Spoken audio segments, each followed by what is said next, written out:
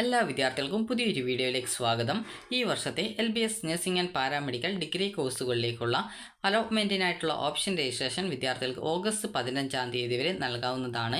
നിങ്ങൾക്ക് ഓഗസ്റ്റ് 15 വരെ എത്ര സമയം വേണമെങ്കിലും ഈ ഒരു നൽകിയിട്ടുള്ള ഓപ്ഷൻ എഡിറ്റ് ചെയ്യാനും പുതിയ ഓപ്ഷൻ ആഡ് ചെയ്യാനുമുള്ള സൗകര്യം ഉണ്ടായിരിക്കും.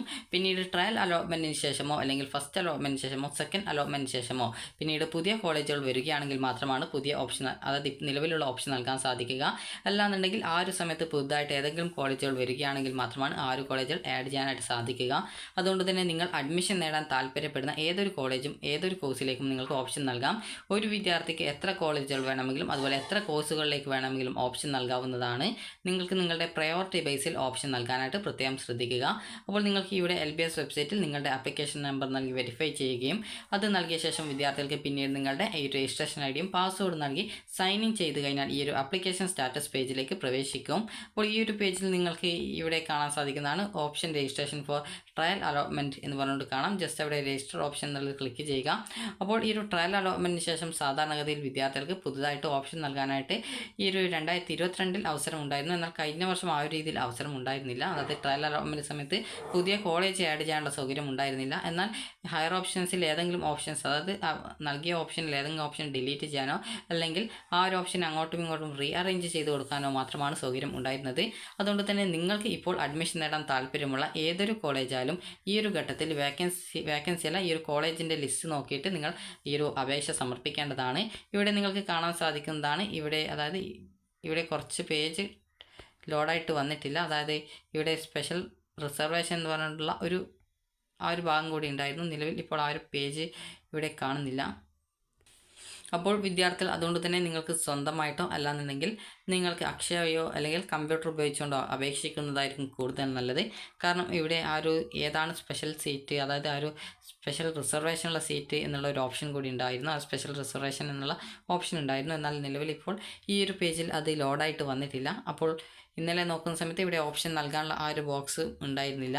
അപ്പോൾ ഈ ഒരു വെബ്സൈറ്റിൻ്റെ ഇൻ്റർഫേസ് കാരണമായിരിക്കും, അതായത് പുതുതായിട്ടാണ് ഈ ഒരു വെബ്സൈറ്റിൻ്റെ ഈ ഒരു പേജ് ഡിസൈൻ ചെയ്ത പേജായിരുന്നു. അപ്പോൾ അതുകൊണ്ടാണ് ഇങ്ങനെ ഇതിന് എറർ കാണിക്കുന്നത്. അപ്പോൾ ചില സമയത്ത് എല്ലാ വിദ്യാർത്ഥികൾക്കും ഈ ഒരു ഫുൾ ഡീറ്റെയിൽസ് ഉള്ള ആ ഒരു ഭാഗം ഇതിൽ കാണാമായിരുന്നു. എന്നാൽ നിലവിൽ ഇപ്പോൾ ഇതിൽ നോക്കുന്ന സമയത്ത് ഈ ഒരു ഭാഗം മാത്രമാണ്, അതായത് ഇത്ര ഭാഗം മാത്രമാണ് കാണുന്നത്. ചില ഡീറ്റെയിൽസ് ഇതിൽ മിസ്സിംഗ് ആണ്.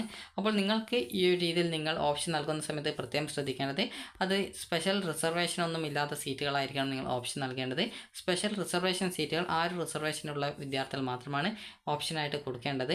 അപ്പോൾ നിങ്ങൾക്ക് ഇവിടെ സ്പെഷ്യൽ റിസർവേഷൻ ആ ഒരു ബോക്സ്, അതായത് ആ ഒരു സെഷൻ ഇവിടെ കാണിക്കുന്നില്ല. ജസ്റ്റ് ഈ ഒരു പേജിൻ്റെ എന്തോ എററാണ്. അപ്പോൾ ജസ്റ്റ് നിങ്ങൾ അക്ഷയ വഴിയോ അല്ലെങ്കിൽ ഇൻ്റർനെറ്റ് കഫേകൾ വഴിയോ അല്ലെങ്കിൽ നിങ്ങൾക്ക് സ്വന്തമായിട്ട് കമ്പ്യൂട്ടറോ ലാപ്ടോപ്പോ ഉണ്ടെങ്കിൽ അതുവഴിയോ നിങ്ങൾക്ക് അപേക്ഷിക്കാം. ഫോൺ വഴി ചെക്ക് ചെയ്യുന്ന സമയത്താണ് ഈ ഒരു രീതിയിൽ കാണിക്കുന്നത്. അപ്പോൾ നിങ്ങൾക്ക് ഈ ഒരു രീതിയിൽ നിങ്ങൾക്ക് അതായത് ഏത് ഓപ്ഷനാണ് വേണ്ടത് ആ ഒരു ഓപ്ഷൻ്റെ നേരെ, അതായത് ഏത് ഓപ്ഷനാണെന്ന് നോക്കുക. അതിനുശേഷം ആ ഒരു ഓപ്ഷൻ നമ്പർ എത്രാമതായിട്ടാണ് വേണ്ടത് ആ ഒരു ഓപ്ഷൻ നമ്പർ നൽകുക. അപ്പോൾ അതിനുശേഷം നിങ്ങൾക്ക് പിന്നീട് അടുത്ത ഓപ്ഷൻ ഏതാണ് സെലക്ട് ചെയ്യുന്നത് അതിന് സൈഡിലായിട്ട് നെക്സ്റ്റ് ഓപ്ഷൻ എന്ന് പറഞ്ഞുകൊണ്ട് കാണാൻ പറ്റും. ജസ്റ്റ് അതിൽ ക്ലിക്ക് ചെയ്ത് കഴിഞ്ഞാൽ ആ ഒരു ഓപ്ഷൻ നെക്സ്റ്റ് ഓപ്ഷനായിട്ട് സെലക്ട് ചെയ്യപ്പെടും. അപ്പോൾ ഈ ഒരു രീതിയിൽ നിങ്ങൾക്ക് അടുത്ത ഓപ്ഷൻ നിങ്ങൾക്കിപ്പോൾ ഈ ഒരു ആലപ്പുഴ ഗവൺമെൻറ് നഴ്സിംഗ് കോളേജ് ആണെങ്കിൽ അത് നെക്സ്റ്റ് ഓപ്ഷൻ എന്നുള്ളത് ക്ലിക്ക് ചെയ്യുന്ന സമയത്ത് ഓട്ടോമാറ്റിക്കലി അവിടെ ആ ഒരു കോളേജ് നെക്സ്റ്റ് ഓപ്ഷനായിട്ട് സെലക്ട് ചെയ്യും. അപ്പോൾ ഈ രീതിയിൽ നിങ്ങൾക്ക് താല്പര്യമുള്ള കോഴ്സുകൾ ഓപ്ഷൻസ് ആയിട്ട് ഉൾപ്പെടുത്താം. ഗവൺമെൻറ് കോളേജ് ആണെങ്കിൽ നിങ്ങൾക്ക് 23,170 രൂപ മാത്രമാണ് ഫീസ് വരിക. അതുപോലെ തന്നെ ഇവിടെ GCS എന്ന് പറഞ്ഞുകൊണ്ട് കാണാം, അത് ഗവൺമെൻറ് കോസ്റ്റ് ഷെയറിംഗ് കോളേജാണ്. അവിടെ ഏകദേശം 1,13,000 രൂപയാണ് ഫീസ് വരിക. ഈ ഒരു സ്പെഷ്യൽ ഫീസ് ഇനത്തിൽ 23,300, ട്യൂഷൻ ഫീസ് 73,025, അതുപോലെ കോഷൻ ഡെപ്പോസിറ്റ് 10,000, ടോട്ടൽ ഏകദേശം 1,13,000 രൂപയാണ് ഫീസ് വരിക. അതുപോലെ NRI സീറ്റ് ആണെങ്കിൽ നിങ്ങൾക്ക് 1,50,000 രൂപ, അതായത് 1.5 ലക്ഷം രൂപയാണ് ഫീസ് വരിക. അപ്പോൾ നിങ്ങൾക്ക് കറക്റ്റായിട്ട് ഓരോ കോളേജിൻ്റെ ഫീസ് എത്രയാണ്, സ്പെഷ്യൽ ഫീസ് എത്രയാണ്, ട്യൂഷൻ ഫീ എത്രയാണ് എന്നുള്ളത് കൃത്യമായിട്ട് ഇവിടെ നൽകിയിട്ടുണ്ടാകും. അപ്പോൾ ഈ ഒരു ഫീസിൽ നിങ്ങൾക്ക് ആ ഒരു സെൽഫ് ഫിനാൻസ് കോളേജ് പഠിക്കാൻ പറ്റുമെങ്കിൽ മാത്രം നിങ്ങൾ ആ ഒരു ഓപ്ഷൻ സെലക്ട് ചെയ്യുക. ഇവിടെ നിങ്ങൾക്ക് NRI കോട്ട എന്ന് പറഞ്ഞുകൊണ്ട് കാണാം. NRI കോട്ട എന്ന് പറയുന്നത് ഈ ഒരു നിങ്ങളുടെ ആരെങ്കിലും വിദേശത്തുണ്ടെങ്കിൽ അവരുടെ ആ ഒരു ഡോക്യുമെൻ്റൊക്കെ നിങ്ങൾ ഈ ഒരു അപേക്ഷ നൽകുന്ന സമയത്ത് ക്ലെയിം ചെയ്തിട്ടുണ്ടാകും. അതായത് ആ ഒരു ഡോക്യുമെൻ്റ് അപ്ലോഡ് ചെയ്ത് കൊടുത്തിട്ടുണ്ടാകും. അപ്പോൾ അങ്ങനെയുള്ള റിസർവേഷൻ ആക്സെപ്റ്റ് ചെയ്യപ്പെട്ടുള്ള വിദ്യാർത്ഥികൾക്ക് മാത്രമേ NRI കോട്ടയിൽ അപ്ലൈ ചെയ്തതുകൊണ്ട് ഗുണമുണ്ടാവുള്ളൂ. കാരണം NRI കോട്ടയിൽ അലോട്ട്മെൻറ്റ് കിട്ടി അഡ്മിഷൻ നേടുന്ന സമയത്ത് NRI ഡോക്യുമെൻറ്റുകൾ നൽകേണ്ടതായിട്ട് വരും. അപ്പോൾ നിങ്ങൾ ആദ്യം തന്നെ പ്രയോറിറ്റി ബേസിൽ നിങ്ങൾ ഗവൺമെൻറ് കോളേജുകൾ ഓപ്ഷൻ വെക്കുന്നതായിരിക്കും കൂടുതൽ നല്ലത്. കാരണം ഗവൺമെൻറ് കോളേജ് ആണെങ്കിൽ മറ്റ് കോളേജുകളെ സംബന്ധിച്ചിടത്തോളം നോക്കുന്ന സമയത്ത് ഫീസ് കുറവാണ്. കാരണം 23,170 രൂപ മാത്രമാണുള്ളത്. SC ST OECയിൽ ഫീസ് ആനുകൂല്യമുള്ള വിദ്യാർത്ഥികൾ എന്നിവർക്ക് വെറും 1000 രൂപ മാത്രമാണ് ഈ ഒരു ഗവൺമെൻറ് ആയാലും സെൽഫ് ഫിനാൻസിലെ മെറിറ്റ് സീറ്റാലും ഉണ്ടായിരിക്കുക. നിലവിൽ ഈ ഒരു പേജിൽ ഈ ഒരു മെറിറ്റ് സീറ്റ് ഏതാണ്, മാനേജ്മെൻറ്റ് സീറ്റ് ഏതാണെന്നുള്ളത് കൃത്യമായിട്ട് മെൻഷൻ ചെയ്ത് വെച്ചിട്ടില്ല. അതുകൊണ്ട് തന്നെ നിങ്ങൾക്ക് സെൽഫ് ഫിനാൻസിൻ്റെ ഫീസ് അടച്ച് പഠിക്കാൻ സാധിക്കുന്ന ഒരു വിദ്യാർത്ഥിയാണെങ്കിൽ നിങ്ങൾക്ക് ഓപ്ഷനുകൾ നൽകാവുന്നതാണ്. അതുപോലെ തന്നെ നിങ്ങൾക്ക് മറ്റ് കോഴ്സുകൾ നോക്കാം. ഇവിടെ SCF എന്ന് പറഞ്ഞുകൊണ്ടാണ്, അത് സെൽഫ് ഫിനാൻസ് കോളേജാണ്. അപ്പോൾ അതിനുശേഷം ജസ്റ്റ് ഒരു ബോക്സ് കൂടി ഉണ്ടായിരുന്നു, അതായത് സ്പെഷ്യൽ റിസർവേഷൻ എന്തെങ്കിലും ഉണ്ടെങ്കിൽ ആ ഒരു റിസർവേഷൻ എന്താണ് എന്നുള്ളത് നൽകുന്ന ആ ഒരു പേജ് ഉണ്ടായിരുന്നു. അപ്പോൾ അത് ജസ്റ്റ് ഇപ്പോൾ ഈ ഒരു പേജിൽ കാണിക്കുന്നില്ല. അതുപോലെ തന്നെ നിങ്ങൾക്കിവിടെ അടുത്ത കോഴ്സ് കാണാം. ഇവിടെ നിങ്ങൾക്ക് MLT കോഴ്സ് കാണാം. അപ്പോൾ MLTയിൽ ഈ ഒരു സെൽഫ് ഫിനാൻസ് ഫീസ് വരുന്നത് 80,850 രൂപയും അതുപോലെ 14,500 രൂപയാണ് സ്പെഷ്യൽ ഫീ ഇനത്തിൽ വരുന്നത്. അതുപോലെ തന്നെ നിങ്ങൾക്ക് ഗവൺമെൻറ് മെഡിക്കൽ കോളേജ് തിരുവനന്തപുരത്ത് അതുപോലെ കോഴിക്കോട് എന്നിവിടങ്ങളിലാണ് ഈ ഒരു MLT കോഴ്സ് വരുന്നത്. അവിടെ ഈ ഒരു 20,860 രൂപയാണ് ട്യൂഷൻ ഫീ ഇനത്തിൽ ഫീസ് വരുന്നത്. അപ്പോൾ നിങ്ങൾക്ക് അഡ്മിഷൻ നേടാൻ സാധിക്കുന്ന ഏതൊരു കോഴ്സിലേക്കും ഏതൊരു കോളേജിലേക്കും നിങ്ങൾക്ക് ഓപ്ഷനുകൾ നൽകാവുന്നതാണ്. അതുപോലെ തന്നെ നിങ്ങൾക്ക് ഓരോ കോളേജിലും ഓരോ കോഴ്സുകൾക്കും എത്ര രൂപ വീതമാണ് ഫീസ് വരുന്നത് എന്നുള്ളത് കൃത്യമായിട്ട് രേഖപ്പെടുത്തിയിട്ടുണ്ട്. അതുകൊണ്ട് തന്നെ നിങ്ങൾക്ക് എത്ര രൂപ ഫീസ് വരുമെന്നുള്ള കാര്യം കൃത്യമായിട്ട് മനസ്സിലാക്കി നിങ്ങൾക്ക് സെൽഫ് ഫിനാൻസ് കോളേജിലെ ഫീസ് അടക്കാൻ സാധിക്കുമെങ്കിൽ ആ ഒരു കോളേജ് ഓപ്ഷനുകൾ വെക്കാവുന്നതാണ്. നിങ്ങളുടെ പ്രയോറിറ്റി ബേസിൽ നിങ്ങൾക്ക് താല്പര്യമുള്ള ഏതൊരു കോഴ്സിലേക്കും നിങ്ങൾക്ക് ഓപ്ഷനുകൾ നൽകാവുന്നതാണ്. അതുപോലെ തന്നെ നിങ്ങൾ ശ്രദ്ധിക്കേണ്ട പ്രധാനപ്പെട്ട കാര്യം, ഗവൺമെൻറ് കോളേജാണെങ്കിൽ 23,000 സംതിങ് രൂപ മാത്രമാണ് ഫീസ് വരുന്നത്. സെൽഫ് ഫിനാൻസിലാണെങ്കിൽ 1,13,000 രൂപയാണ് ആദ്യ വർഷം വരിക, രണ്ടാം വർഷം 1,02,000 സംതിങ് രൂപയാണ് വരിക. അതുപോലെ തന്നെ SC ST വിദ്യാർത്ഥികൾ അതുപോലെ OECയിൽ ഫീസ് ആനുകൂല്യമുള്ള വിദ്യാർത്ഥികൾ എന്നിവർക്ക് ഈ ഒരു ഗവൺമെൻറ് കോളേജിലായാലും മെറിറ്റ് സീറ്റിൽ സെൽഫ് ഫിനാൻസ് കോളേജിലായാലും അലോട്ട്മെൻറ്റ് കിട്ടുകയാണെങ്കിൽ 1000 രൂപ മാത്രമാണ് ഫീസ് വരിക.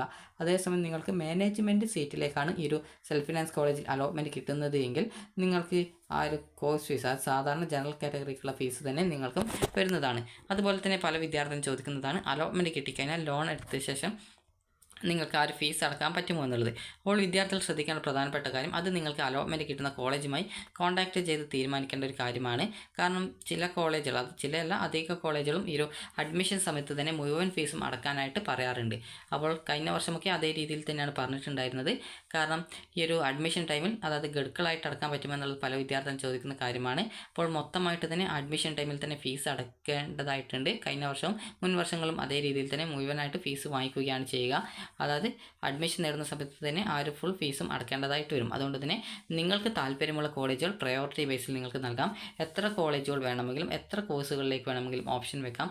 നിങ്ങൾക്ക് അഡ്മിഷൻ നേടാൻ താല്പര്യമുള്ള ഏതൊരു കോളേജും, അതായത് ഇപ്പോൾ വന്നിട്ടുള്ള ഏതൊരു കോളേജുകളും ഈ ഒരു ഘട്ടത്തിൽ തന്നെ നൽകേണ്ടതായിട്ടുണ്ട്. പിന്നീട് നൽകാനുള്ള സൗകര്യം ഉണ്ടായിരിക്കുന്നതല്ല. അതുകൊണ്ട് തന്നെ നിങ്ങൾക്ക് ഇപ്പോൾ വന്നിട്ടുള്ള കോളേജിൽ ഇപ്പോൾ നിങ്ങൾക്ക് ഓപ്ഷനായിട്ട് വെക്കാനായിട്ട് ശ്രദ്ധിക്കുക.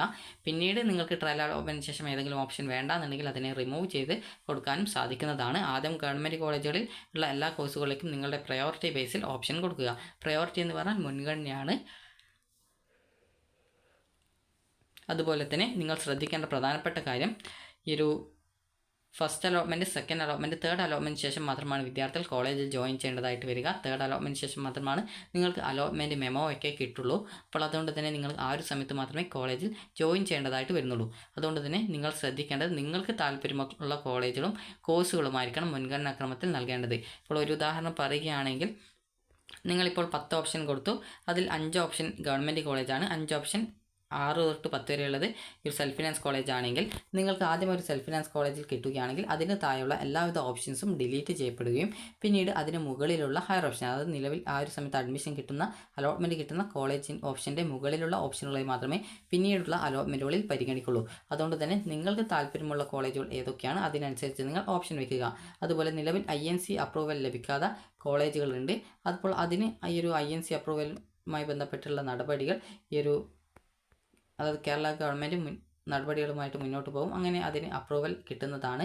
അതുകൊണ്ട് തന്നെ വിദ്യാർത്ഥികൾക്ക് ഈ ഒരു INC അപ്രൂവൽ ഇല്ല എന്നുള്ള കാരണങ്ങൾ കൊണ്ട് നിങ്ങൾ ഓപ്ഷൻ നൽകാൻ നൽകാതിരിക്കേണ്ടതില്ല.